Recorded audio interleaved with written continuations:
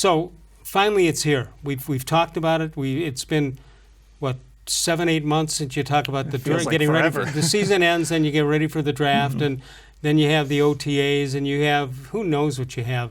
And now finally, we're going to see football, and we're going to see football from a team that has only won one opening game in Cleveland since 1999. That, to me, is an incredible statement. You think just by showing up, in a home game, you should win. That you'd back into like one of these, and I guess they tried to last year, but they ended up tying. What was Jeff Garcia? I think was the last quarterback to win an opener. So I think they have a perfect opener against the Titans. The Titans are a good team. They're a physical team, but they're also a beatoable team. Right. So this is a good. And they're missing some people. Yeah, exactly. This is a good opening week test for the Browns, I think. All right, it gets tougher early in the season. And you go to the Jets, then the Rams back home.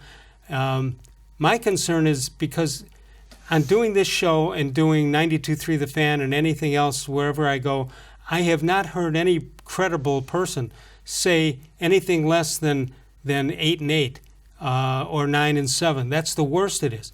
You start out 0-1 all of a sudden, then you start looking ahead playing the schedule game, and even though it's no different than if you won game one, it's going to be hard for a lot of people to take. Yeah, and I think the Browns themselves have done so much talking, the players have done so much talking, and then the hype is so real that if this team comes out and loses, I think there will be some mini panic. But the way I've kind of looked at it is, if you can go 5-3 or 4-4 through those first 8, it's a good start. The second half of the schedule really kind of sets up nicely for you. You've got some teams that you can beat there, and you can get to 9-7 or even 10-6 if you can just survive that first half. Yeah, and the other thing, if you say 10-6, that means you're going to lose 6 games. Yeah. You're not going undefeated. I can tell you that. And you're going to lose games that you shouldn't lose. You're going to, you know what? You might win some games you shouldn't win. All right, I posed a question before you got here, and that is, I wanted the audience to give me a reason why the Browns will do very, very well. I'm not saying win the Super Bowl, but when it's all said and done, say that was a great season.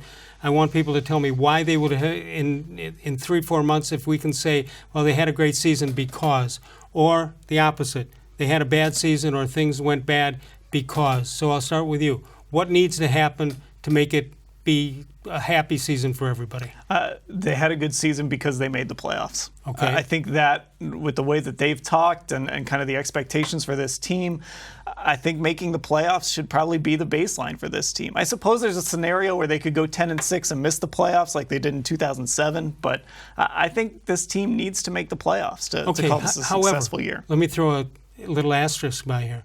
If you have 10-6 season and you make it to the playoffs, or you have a 10-6 and you don't make it, you didn't make it not because of anything the Browns did, because this team went head-to-head against another team that maybe the Browns haven't seen during the schedule. So if they go 10-6, that's what they have control of. If they go 10-6 and go to the playoffs or don't go to it, that's something they can't control. Yeah, just go win another game. Yeah, there's a little nuance there, I guess. Yeah. But I think if you kind of look back on it and say, just hearkening back to 2007, I believe it was Cincinnati. They had a winnable game there, and they didn't get it done. Right. If we end up looking back and saying this team had 2 or 3 games they should have won, and they didn't get it done because they turned the ball over a bunch, or the coaches made a bunch of mistakes, whatever it was, that's when it becomes a disappointment, I think. Are you concerned about clock management situations because Freddie hasn't done it before? Are you concerned about anything that has to do with a new head coach, who, by the way, has some experience coaching on the same staff? Yeah, I think that's always going to be a concern until you actually see someone do it. And he'll probably have somebody in the booth who's going to help him with challenges, help him with clock management. But ultimately, I'm very good at it. Hopefully, because coaches say they have that guy, but that doesn't mean that they don't screw it up. So we'll see it when we believe it. That's the thing with Freddie-Kitchens. The other thing is, if you talk to fans around the country, almost all of the fans of all of the teams say the same thing. They mess up the 2-minute drill.